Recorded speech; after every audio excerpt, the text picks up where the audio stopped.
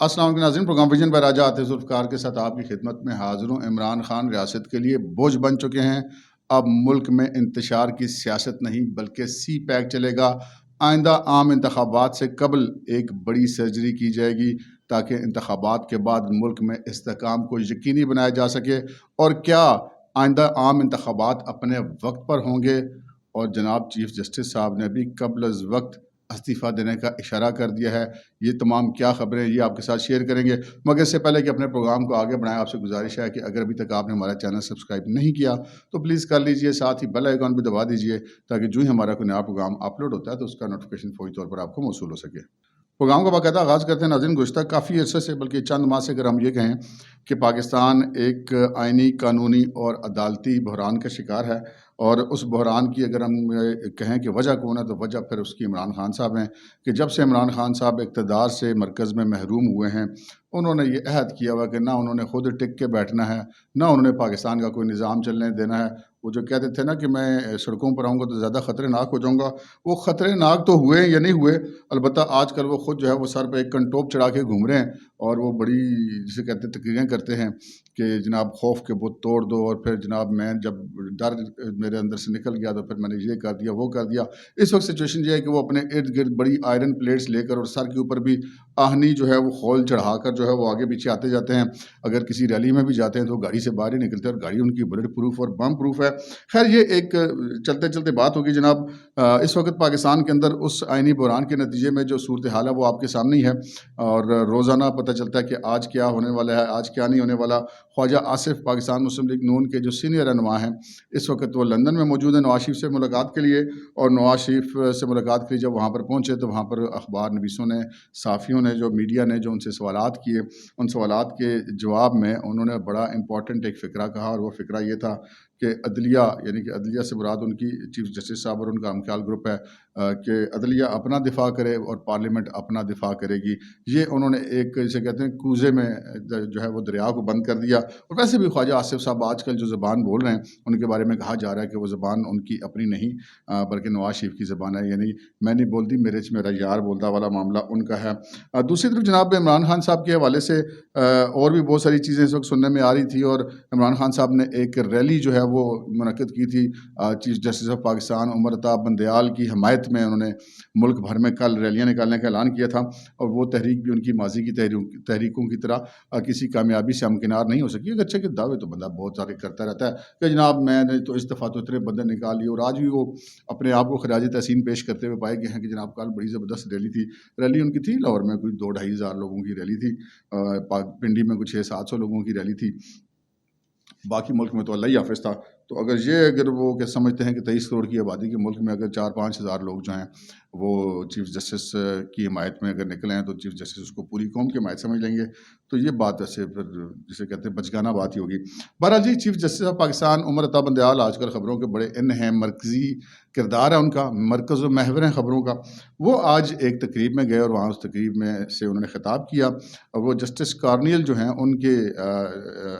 یاد میں ایک تقریب تھی اقلیتوں کے دن کے حوالے سے، اور وہاں پر جو ہے وہ چونکہ جسٹس کارنیل پاکستان کی اقلیتوں سے تعلق رکھتے تھے اور ان کا پاکستان کی عدلیہ میں بڑا مقام ہے، انہوں نے جو وہاں پہ تقریر کی اس میں ایک چیز بڑی امپورٹنٹ تھی، اور وہ امپورٹنٹ چیز ایسی تھی جس نے سب کو جو ہے وہ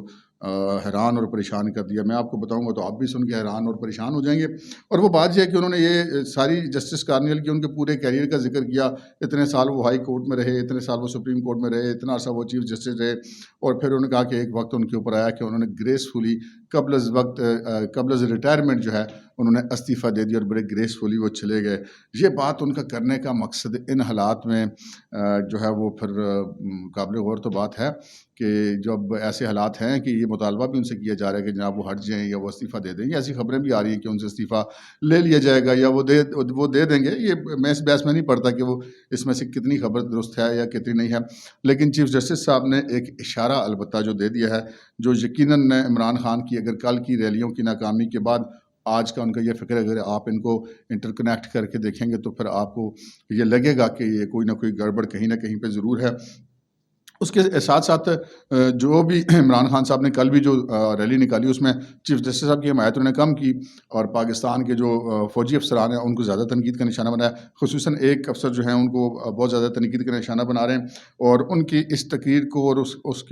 ان کی اس نشاندہی کو کہ جی فلاں جو افسر ہے وہ مجھے مارنا چاہتا ہے اس کو بھارت میں میڈیا نے بڑا اٹھایا ہوا ہے کل بھی اور آج بھی, اور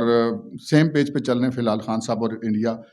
چاہے وہ بلاول کے حوالے سے ہوں چاہے وہ ان کے اپنی تقریروں کے حوالے سے ہوں. تو یہ سارا معاملہ چل رہا ہے جناب, اور اس سارے معاملے کے اندر جو ہے وہ پھر جو بہت ساری چیزیں اور بھی ہیں جو بہت ساری بدل چکی ہیں. پانی پلوں کے نیچے سے بہہ چکا ہے اور جو اسٹیٹ ہے, جو ریاست کے دماغ ہیں, جو ریاست کے منصوبہ ساز ہیں, وہ بہرحال اس فیصلے پہ پہنچ گئے ہیں کہ عمران خان اس ریاست پر اب بوجھ بن چکے ہیں. اچھا, یہ کوئی آج نہیں پہنچے, یہ پہنچ تو 2021 میں گئے تھے. اگر آپ جنرل باجوہ صاحب کی جو ان کے متنازع انٹرویوز ہیں جو انہوں نے مختلف لوگوں کو دیے اور ان لوگوں کا یہ کلیم ہے کہ باجوہ صاحب کی ان سے گفتگو ہوئی, تو اس میں انہوں نے یہ بتایا ہے کہ وہ 2021 میں اس نتیجے پہ پاکستان کی فوج پہنچ چکی تھی, بلکہ اس سے پہلے پہنچ چکی تھی, 2019 میں ہی پہنچ چکی تھی, کہ عمران خان صاحب جو ہے وہ جو ان سے توقعات تھیں ان کو وہ بالکل پوری نہیں ہوئی تھی اس وقت کی اسٹیبلشمنٹ کی, اور ان کو سمجھ آ گئی تھی کہ پاکستان میں اگر بندہ یہ مزید رہا اقتدار میں تو پاکستان کا بیڑا غرق ہو جائے گا. اور پھر عمران خان صاحب کی خوش قسمتی سمجھیے کہ کرونا آ گیا, اور کرونا کے ساتھ غیر ملکی امدادیں بھی آ گئی, اور پھر عمران خان صاحب آگے 2-2.5 سال مزید نکالنے میں کامیاب ہو گئے. ورنہ یہ طے تھا کہ 2019 میں عمران خان صاحب کو شاید چلتا کر دیا جاتا یا وہ حکومت کرنے کے قابل نہ رہتا ہے, کیونکہ خود عمران خان صاحب اس چیز کا اعتراف کر چکے ہیں کہ ان کے پاس تو MNAs ہی نہیں ہوتے تھے, وہ سارے کچھ تو ان کو جنرل فیاض اور ISI ان کو اس وقت مینیج کر کے دیا کرتے تھے. تو اتنی سی بات تھی. لیکن اس کا بعد نتیجہ یہ نکلا کہ جب کرونا کا دور ختم ہوا, عمران خان صاحب کے خلاف تحریک عدم اعتماد آ گئی, تو اس کے بعد عمران خان صاحب جب سے اقتدار سے نکلے اس کے بعد سے انہوں نے پاکستان میں کوئی چیز انہوں نے چین سے نہیں چلنے دی. 65-66 انہوں نے جلسے کر دیے, 2 انہوں نے لانگ مارچ کر دیے, جیل برو تحریک چلا لی, ریلیاں تو آئے دن ہی نکالتے رہتے ہیں, کبھی کون سے شہر بند کرا دیتے ہیں, کبھی کون سے شہر بند کرا دیتے ہیں. اچھا, یہ سارا کچھ ہونے کے بعد بھی اگر عمران خان صاحب کے اندر ہمیں کوئی یا جو ہمارے ملک کے چلانے والے لوگ ہیں, منصوبہ ساز ہیں, ان کو کچھ صلاحیت نظر آتی نا کہ اچھا یار ٹھیک ہے یہ پاکستان کی سیاست میں جو کچھ بھی کر رہا ہے, لیکن یہ اگر آ جائے گا تو چلو بین الاقوامی ہمارے معاملات ٹھیک ہو جائیں گے, تو وہ کہانی بھی کوئی نہیں ہے. بین الاقوامی سطح پر عمران خان صاحب کے لیے ایکسیپٹنس جو ہے وہ بالکل ختم ہو چکی ہے. ہمارے جو قریبی جتنے بھی دوست ممالک ہیں, آپ چین کو لے لیجئے, آپ سعودی عرب کو لے لیجئے, آپ ترکی کو لے لیجئے, آپ اور دیگر جو پاکستان کے دوست ممالک ہیں, وہاں پہ عمران خان صاحب کے لیے ایکسیپٹنس نہیں ہے. عمران خان صاحب نے اپنے دور حکومت میں رکھتے ہی ایسی کیے ہیں. کبھی وہ ترکی اور سعودی عرب کا وہ آپس میں کہتے تھے جی میں ان کا رضنامہ کرانے لگا ہوں, کبھی کہتے تھے جی میں سعودی عرب کا اور ایران کا رضنامہ کرانے لگا ہوں. اور پھر وہ دلیر اتنے تھے کہ جب وہ انہوں نے کہا کہ جب ملیشیا سے مل کے ٹی وی چینل چلائیں گے, وہاں پہ جا رہے تھے اس تقریب کے لیے, تو پھر MBS کے ٹیلی فون آیا اور یہ بھائی صاحب ادھر سے واپس آ گئے. سو ملیشیا بھی ناراض ہو گیا اور MBS بھی ناراض ہو گیا. تو اس کے بعد یہ گھڑیوں والے معاملات, گھڑیاں آپ کو MBS نے دیں, انہوں نے مارکیٹ میں جا کے بیچی, گھڑیاں پہنچ گئی جناب وہ ان کے پاس MBS کے پاس واپس, تو پھر بھی بڑی سبکی ہوئی. پھر پاکستان کے کابینہ کے اجلاس کے اندر انہوں نے MBS کے بارے میں جو خیالات کا اظہار کیا وہ سیدھے سعودی سفیر تک پہنچ گئے. اور پھر اسی طرح وہ MBS کے جہاز لے کے امریکہ گئے تھے اور واپسی پر انہوں نے اڑان بھری اور اسی کے جہاز میں بیٹھ کے اسی کو برا بھلا کہا. وہ بگ ہو گیا سارا کچھ, اور انہوں نے جہاز سے وہیں پہ اتارا. سو عمران خان صاحب جہاں بھی گئے داستان چھوڑ آئے. اور وہ ترکی کے ایک دفعہ مجھے یاد ہے رجب طیب اردگان پاکستان آئے ہوئے تھے, تو انہوں نے وہاں پہ ایک تقریر کی, اور تقریر کرتے ہوئے کہا کہ یہ برصغیر پر جو 850 سال ترکوں نے حکومت کی, اور رجب طیب اردگان ان کا منہ دیکھ رہے کہ یار یہ کون سا انکشاف کر دیا جس میں دنیا کو پتہ نہیں, خود ترکوں کو نہیں پتا کہ انہوں نے کب برصغیر پہ 850 سال حکومت کر لی. تو اس قسم کی وہ باتیں کرتے رہتے ہیں. کبھی جرمنی جاپان کی سردے میں لا دیتے تھے, کبھی وہ ایران جا کے کہتے تھے کہ جی آپ کے یہاں جو دہشت گردی پہ ہو رہی ہے پاکستان کی سرزمین سے, میں اس پہ بڑا معذرت ہوں. تو وہ اس وقت DG ISI عاصم منیر صاحب تھے, انہوں نے چٹھی لکھی بھائی جان کی کر رہے ہو. ان بیچاروں نے تو ہم پر کبھی الزام بھی ایسا کوئی نہیں لگایا کہ ایران کے اندر جا کے پاکستانیوں نے کوئی ایسی کارروائی کی ہو. تو عمران خان صاحب جو اس قسم کی باتیں کرتے رہتے تھے, تو وہاں پر اب بین الاقوامی سطح پر ان کی ایکسیپٹنس جو ہے وہ ختم ہو گئی ہے. امریکہ کو البتہ نئی عمران خان کی محبت جاگی ہے, اس لیے کہ ان کو CPAC کا راستہ روکنے کے لیے اب عمران خان کے علاوہ اور کوئی مبینہ طور پہ مہرہ جو ہے وہ میسر نہیں ہے. تو وہ اب وہ کوششیں ایسی وہ کر رہے ہیں, لیکن اب معاملات امریکہ کے ہاتھ سے بھی نکل چکے ہیں, کیونکہ اس خطے میں امریکہ کا سب سے بڑا اتحادی جو تھا سعودی عرب, وہ خود چین کے ساتھ مل کے اپنے سب سے بڑے مخالف ایران کے ساتھ صلح کر بیٹھا ہے. تو معاملات ان کے ہاتھ سے نکل گئے ہیں, اور اس وقت یہ طے ہو چکا ہے پاکستان کے اندر جناب کہ پاکستان کی ریاست نے اگر چلنا ہے تو اس میں عمران خان نامی فیکٹر جو ہے وہ نہیں ہوگا. پاکستان تحریک انصاف عمران خان سیاست میں چلتے رہیں گے. ہم یہ نہیں کہہ رہے کہ وہ بالکل ہی نہیں ہوں گے, چلتے رہیں گے. وہ ہو سکتا ہے ان کو سزائیں بھی ہو جائیں, اہلیہ بھی ہو جائیں, ایگزسٹ کرتے رہیں گے کسی نہ کسی لیول پہ, لیکن وہ کوئی قابل ذکر لیول نہیں ہوگا, کیونکہ اب معاملات آگے بڑھ چکے ہیں. اب پاکستان نے آگے بڑھنا ہے, پاکستان کی اکانومی نے آگے بڑھنا ہے, اور اس وقت جو سچویشن ہے پاکستان کی اکانومی کو مستحکم کرنے کے لیے سوائے سی پیک کے پاکستان کے پاس کوئی دوسرا, تیسرا, چوتھا, پانچواں آپشن نہیں ہے. سو جو چائنا تھا وہ بڑے جسے کہتے ہیں بے مزہ ہوئے تھے پاکستان کے ساتھ ایگریمنٹ کر کے. سی پیک کا عمران خان صاحب نے آتے ہی سی پیک کو دھڑ دھڑ دھڑ سارا کچھ انہوں نے ٹھپ کر دیا, امریکہ کو خوش کر دیا, سارے معاہدے جو ہیں وہ بین الاقوامی جو ہے وہ ضابطۂ اخلاق کی خلاف ورزی کرتے امریکہ کے IMF کے حوالے کر دیے. کیا دیکھو جی چین ساڑھنا لینج کر رہا سی, تو وہ چیز کا چین نے بڑا برا بنایا, وہ معاملات پھر ختم ہو گئے. تو اب جب یہ دوبارہ حکومت آئی, عمران خان صاحب کی حکومت گئی, تو چین کے ساتھ جب تعلقات ریوائیو کرنے کی کوشش کی گئی, کافی عرصہ یہ کوششیں چلتی رہی. اب وہ سی پیک بحال کرنے کا فیصلہ ہو گیا ہے, اور اس میں اب بڑی امپروومنٹس بھی آئی ہیں. اگر تازہ ترین چیزوں کو دیکھیں تو جہاں عمران خان ایک طرف پاکستان کے اندر مظاہروں اور ریلیوں کی باتیں کر رہے ہیں, دوسری طرف چین کے وزیر خارجہ اور افغانستان کے وزیر خارجہ ایک ہی وقت میں پاکستان میں موجود ہیں, اور ان تینوں نے, پاکستان کے وزیر خارجہ نے بلاول بھٹو زرداری نے, چین کے وزیر خارجہ نے اور افغان وزیر خارجہ نے مل کر جو ہے وہ جو آپس میں ان کی گفتگو ہوئی ہے, اس میں یہ چیزیں طے پائی ہیں کہ جناب سی پیک کو چلایا جائے گا, تینوں ملک اس میں پارٹنر بنیں گے, اور یہ تینوں ملکوں کے لیے معاشی استحکام کے لیے بہت ضروری ہے, اور اس کی ہر صورت میں اس کا جو ہے وہ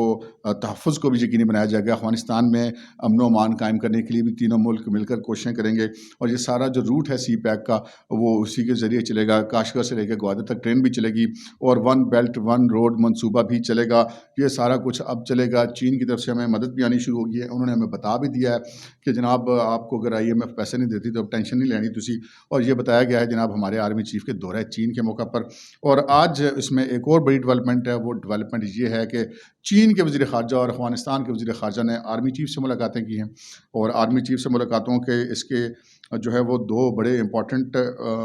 مطلب نکلتے ہیں. سب سے بڑی بات یہ ہے کہ پاکستان کے اندر اسٹیبلشمنٹ کی طرف سے ضمانت بڑی امپورٹنٹ ہوتی ہے, اور اسٹیبلشمنٹ کی نمائندگی جو ہے وہ پاکستان میں سربراہ اسٹیبلشمنٹ کو تو آرمی چیف کو سمجھا جاتا ہے. تو جو آرمی چیف سے ملاقات ہے چینی وزیر خارجہ کی اور افغان وزیر خارجہ کی, یہ اس چیز کی طرف اشارہ کرتی ہے کہ جناب پاک فوج نے اور ہماری اسٹیبلشمنٹ نے اور آرمی چیف نے سی پیک کے تحفظ کی ضمانت دی ہے, اور اس کو آگے بڑھانے کے فیصلے اب کر لیے گئے ہیں. اور اگر یہ چیزیں اگر آگے بڑھیں گی تو بھائی جان پھر عمران خان کی کوئی گنجائش نہیں ہے, کیونکہ عمران خان صاحب کی جو سیاست ہے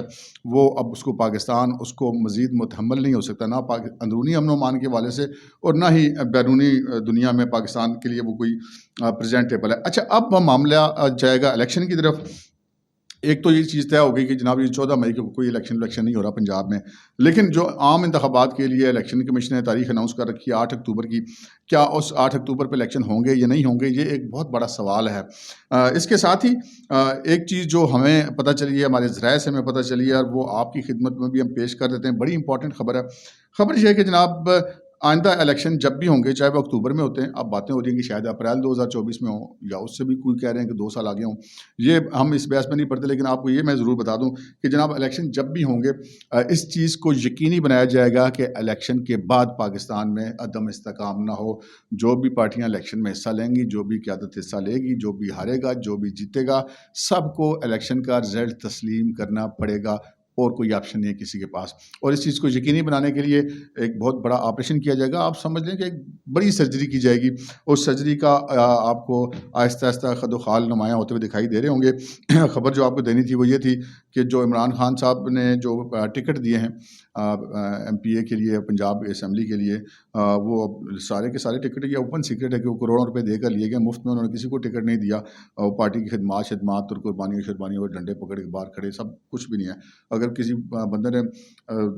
جب سے عمران خان صاحب اقتدار سے اترنے سے جب سے لے کر اگر 1000 بندہ بھی لگایا ہوا ہے نا, اور وہ دن رات عمران خان کے لیے مارے بھی کھا رہے ہیں, جیل میں کھا رہے ہیں, اگر انہوں نے پارٹی ٹکٹ کے لیے پیسے نہیں دیے, چھٹی, کسی کے پاس کوئی گنجائش نہیں ہے. عمران خان صاحب ویسے ایک بات ہے, اس معاملے پہ کوئی سودے بازی نہیں کرتے. وہ جو ان کی بے اصولی ہے اس پر وہ پورے اصول کے ساتھ کاربند ہیں. تو خیر یہ معاملہ اب ہے, اور یہ پتہ یہ چلا کہ جناب بہت سارے ان کے جو پارٹی کے اراکین ہیں, صوبائی اسمبلی تھے اور حکومتی اسمبلی تھے, جنہوں نے جو ماضی کی حکومت تھی عمران خان صاحب کی پنجاب میں اور وفاق میں, وہاں پر اپنے اختیارات کا ناجائز استعمال کیا، مبینہ طور پہ کرپشن کیسز ان کے خلاف ہیں. کوئی 150 سے 200 کے قریب جو پاکستان تحریک انصاف کے لوگ ہیں، اراکین اسمبلی اور ٹکٹ یافتہ یا جو MPA رہ چکے ہیں، ان کو جناب اینٹی کرپشن کی طرف سے اب نوٹس جاری کرنے کی تیاری کی جا رہی ہے. اینٹی کرپشن کے کھاتے کھول کے ہمیں تمام تر ان کی فائلیں اب تیار کی جا رہی ہیں، اور الیکشن سے پہلے ایک بڑی سرجری کی جائے گی. اور الیکشن سے پہلے یہ بھی کوئی پتہ نہیں، عمران خان صاحب نائل ہو جاتے ہیں، عمران خان صاحب جیل چلے جاتے ہیں، گرفتار ہو جاتے ہیں، مقدمے ان کے خلاف بہت سارے ہیں، لیکن آئندہ الیکشن میں آپ کو عمران خان کا کوئی مؤثر کردار نظر نہیں آئے گا. اب تک کے لیے اتنا ہی، اجازت دیجیے. اللہ حافظ.